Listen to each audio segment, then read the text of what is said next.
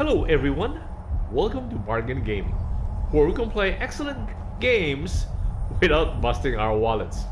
This is episode 269 of Skyrim Special Edition. The way I'm reading this is that this book here, Mirac's area, by spending one dragon soul, this will allow us to get back the perks that we have spent, assuming if we were wrong in investing perks into the one-handed skill and we have changed our playstyle to 200 skill. Right now we have 2 points invested in the two-handed in the one-handed skill, and assuming we've picked up a beautiful, ultra rare, ultra precious 200 weapon, and so this perk here in Mirac's parlor allows us to spend one dragon soul to get back the perks, the points that we have invested in the one-handed tree, recover it, and then now those 2 points that we have, like here, because we have invested 2 points in the one-handed. This is two-handed. This is one-handed. So that's why if we here, by pressing this, spend one dragon soul to remove your one-handed perks and regain 2 perk points. No, because so this one, assuming we picked up the 200, then we can recover these and invest those 2 perk points into here. So right now we don't have anything we want to change. We are happy with what we currently have. And so that's why, like in the alchemy perk here, it says again, spend 1 dragon soul and remove your alchemy perks. So we have invested 7 points into alchemy, so we will get all of those back, and then we can redistribute them in whatever tree we need. So we don't want to do that because for now we are satisfied with what we currently have. So that means, assuming if we look at our trees here, our perk trees, assuming we have finished all of our say we have gotten all the smithing on the smithing skill, right? Assuming we have gotten to the Daedra and we have done all our Daedric smithing, we've done all our Daedric smithing, or we just invested everything into ebony and we can do Stalrim, and we have created our Stalrim armor and sword and shield, and we don't need smithing anymore. We can go to here, we can come over here and then go to the smithing tree. This is illusion, this is conjuration, destruction, restoration, alteration, enchanting. Okay, smithing. Okay, see, it will now allow us to recover all 9, and then assuming we want to invest it, so it just allows us to get it all back and then invest it, let's say, into now heavy armor or two-handed or whatever.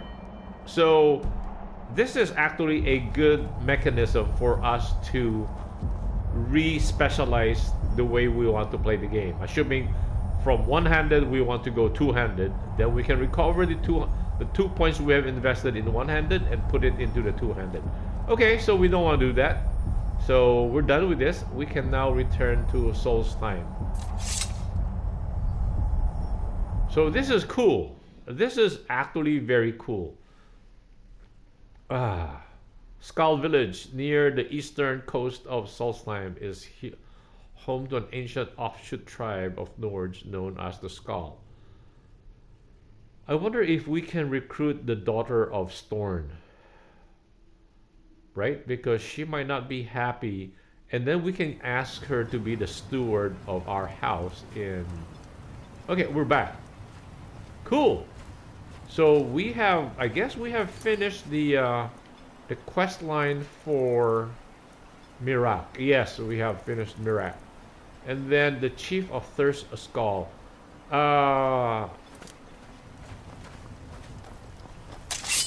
Okay, let us save this.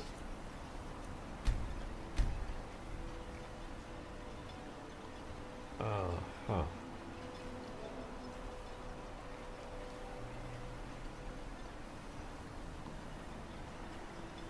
Taken care of, I can give my men the rest they deserve. Well, so what we can do is let's bring her to our new home here in Solstheim. If she is interested, I was heaving my guts. I mean, if Ayla is interested, we can now ask her to be the steward of this place.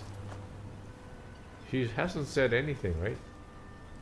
So maybe she's not interested. Maybe because she's part of the companion, so she doesn't care, right? Unlike the daughter of Storn, because her dad is no longer alive. She might be interested, or if continuing to live in the village might actually be sad for her, because she might continue to be reminded of her dad. I think she might be interested in becoming a steward for this house, so she has a new environment. There's a new place for her. Anyway, so that's something we can look at. And before we leave here, what I want to do is to see if he has any Stalrim. Thing going here now that I've always had a steady stream. However, I've seen the smile on people's face. Blades, helmets, pretty much anything to suit your So I'm needs. trying to see if we can get some Stalrim. No, he does not have.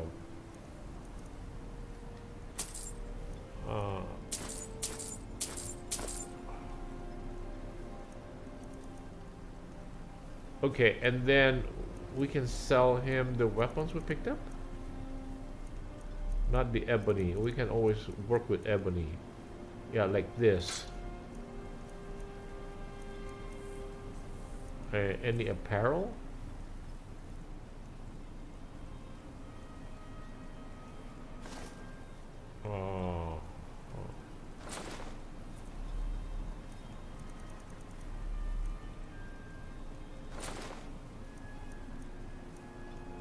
Nordic helm of... Okay, no, that's too much.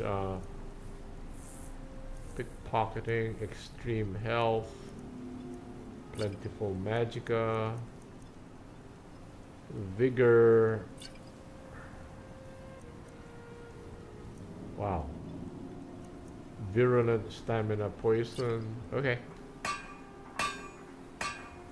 Take a look. What else has he got for sale? Garnering, oh, leeching health, soul snares, dismay. Yeah, I'm hoping for Stalrim, but no. I guess major blocking, restoration, destruction, dwindling flames. Yeah, I'm hoping for Stalrim, so we can make make more sets of them. I'll fix it up right. How about this I don't know lady? who sent you here, but you've given us something to build on here. Destroying the... Ah, so you're an alchemist then. Does she have ultimate? Yes. Vigorous magicka? No.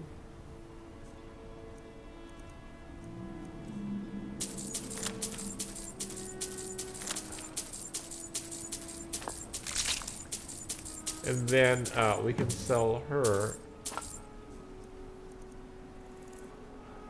No, not that one. We can always. Nordic helm of extreme alteration.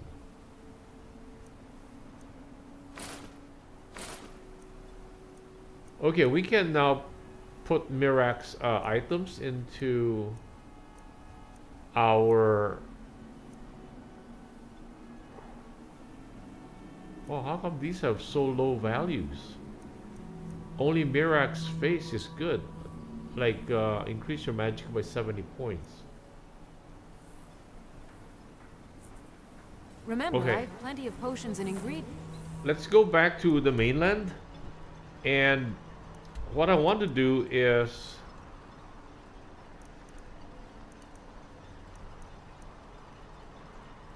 do some of the dragon priests and collect the dragon masks.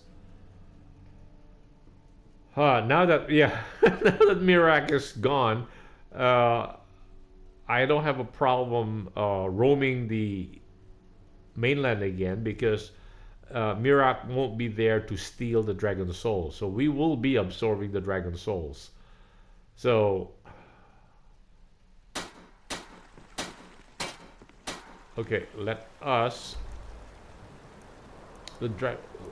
So here, I think one of the dragon souls will be available in...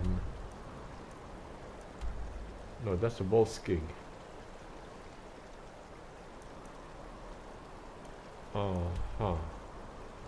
Ragnvald. Okay, let's go to Ragnvald. There should be a dragon priest in there, if I recall. I'll have to do some more what do you call this, research to find out where the dragon priests are located, and then initially look for the locations so that we can just fast travel to them.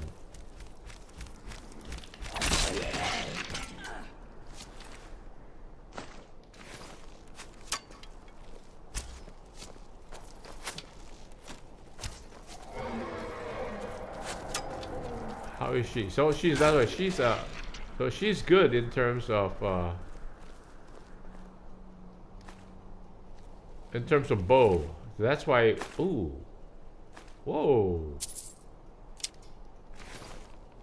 Where's the dragon? Come on down. I'll take you. I will take you down very quickly.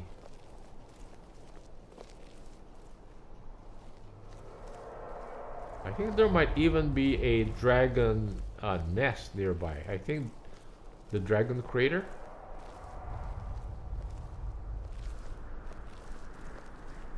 Oh, where is the entrance? Oh, okay. I thought, ooh.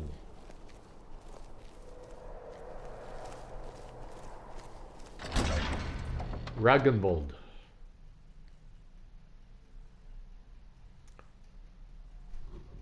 So, like I said, I love dungeon crawling, so... And I hope she is... Why are you using... Let's get going. Look at her. I gave her... What do you need to take? I gave her a bow, and she insists on using...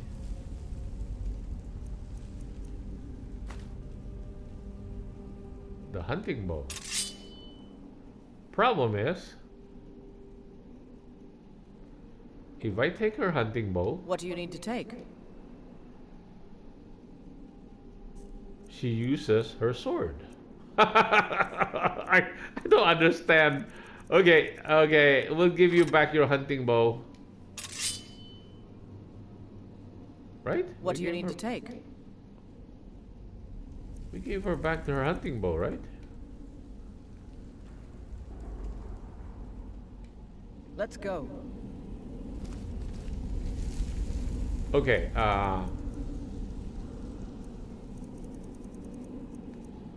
let us use our dwarven crossbow.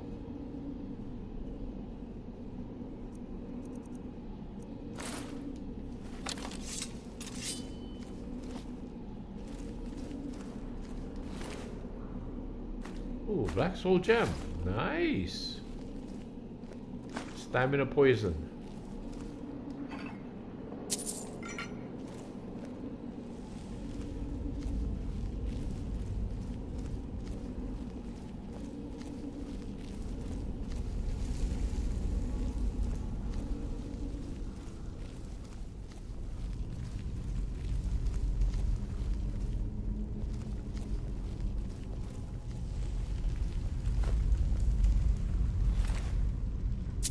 Look at what it is holding. Oh, I thought it was holding on to a version of magic.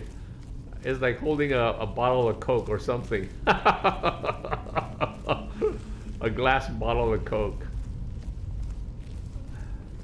There's now a trend going back using glass bottles. I guess there's more people who... I prefer the glass bottle Coke coming from Mexico. They are... which uses natural sugar for its sweetener. And they really are tastier. It harkens back to when I was growing up, when they were using bottled Coke bottles rather than cans and plastic bottles, real bottles, and I think it's tastier. So, except they're a lot more expensive because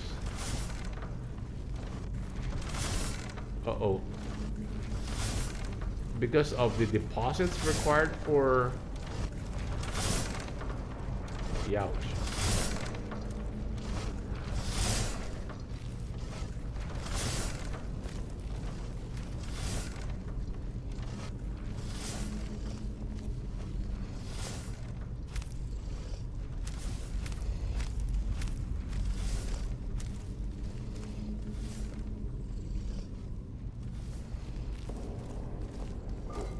Empty. Damn, empty. They're empty. Why are you checking them? They're empty.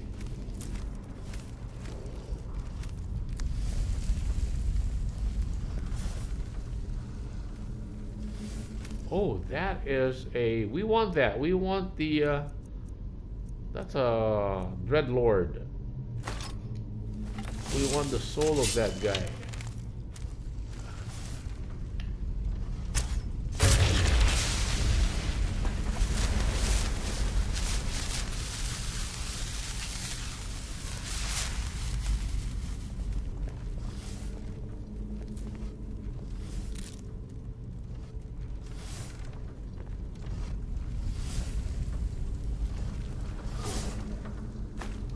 I love dungeon delving.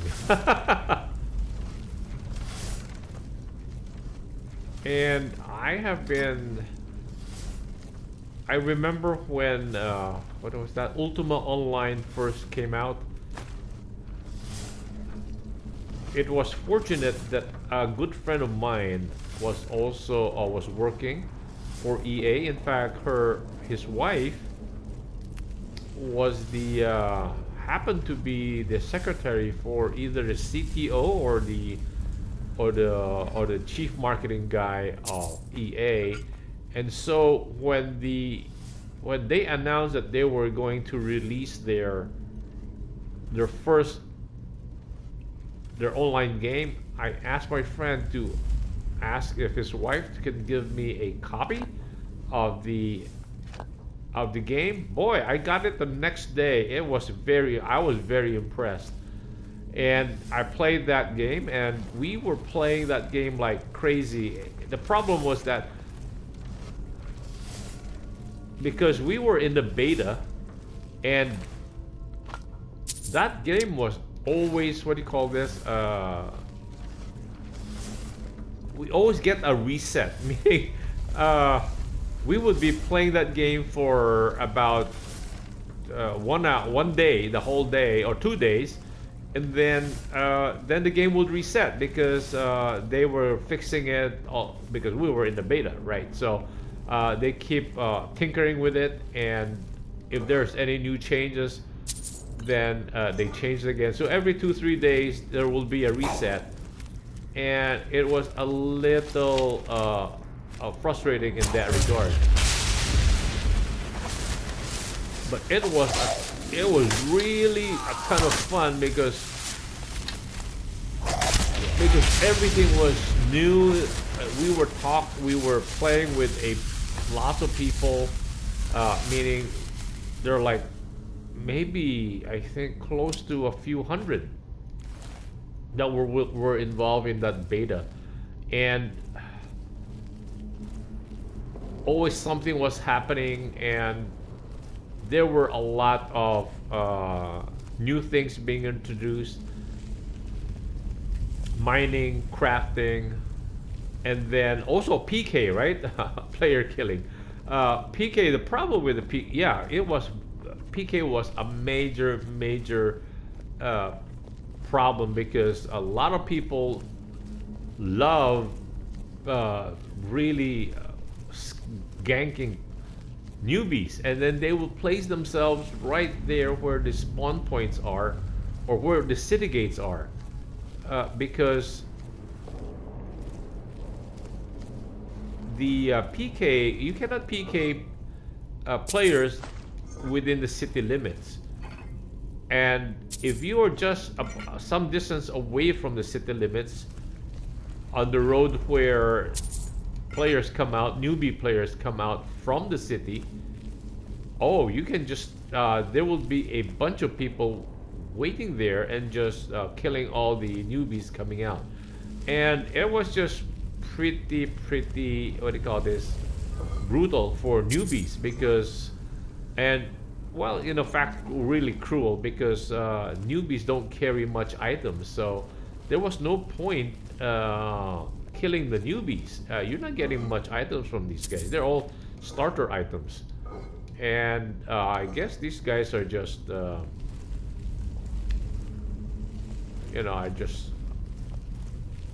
think there's a term for those guys who kill other newbies just to spoil the game, or kill other players just to spoil the game of those other players. And it was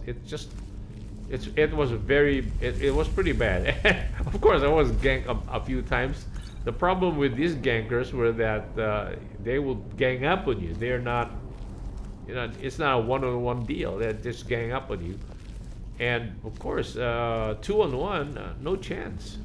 So it was very painful, but it was a ton of fun anyway.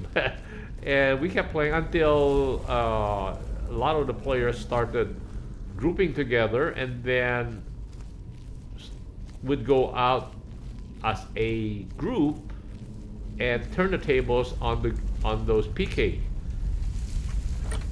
And we started organizing groups to mine or protect the miners, or whenever we go mining, we go out as a group, and then when we mine, then one of us will, a friend of mine online, the very first online friend I had, he concentrated, we agreed that he would concentrate on smithing, and so I would concentrate on mining, and so everything I mine I gave to him, and a lot of people did the same thing. So most players, because when we go up there to mine, we always go out as a group, and we come home with tons of iron, and we let him work on, use the raw materials that we picked up, and let him create all the stuff, all the weapons we could get. And pretty soon, we were wearing like plate armor,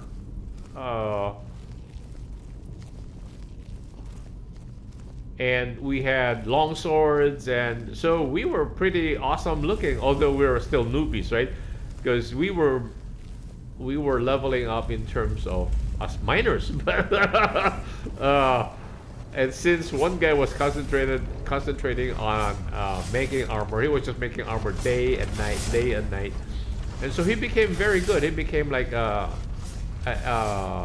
progressing from novice, apprentice, adept to expert, and then master. Not a grandmaster. Grandmaster was very hard to get. Master miner, master smith, and so all of these miners were wearing plate armor. So we were harder to kill, but we were still like newbie warriors because we didn't develop the skill was based on use. So skills go up based on use. So we were pretty good miners, like expert and adept miners, but we were lousy warriors.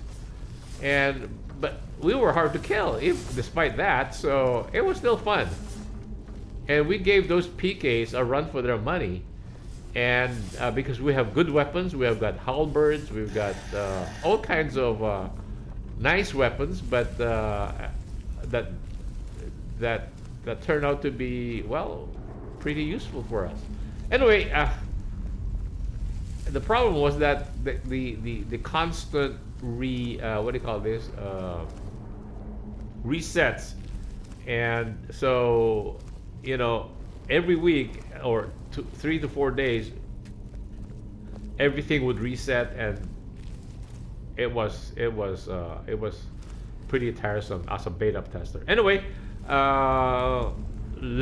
so I enough of reminiscing, and I'm not concentrating on how to get further into this Barrow. So let me cut the episode right here. Thank you guys for joining me. I hope you will join me in the next episode. Next episode, let's concentrate on exploring this Barrow. Bye.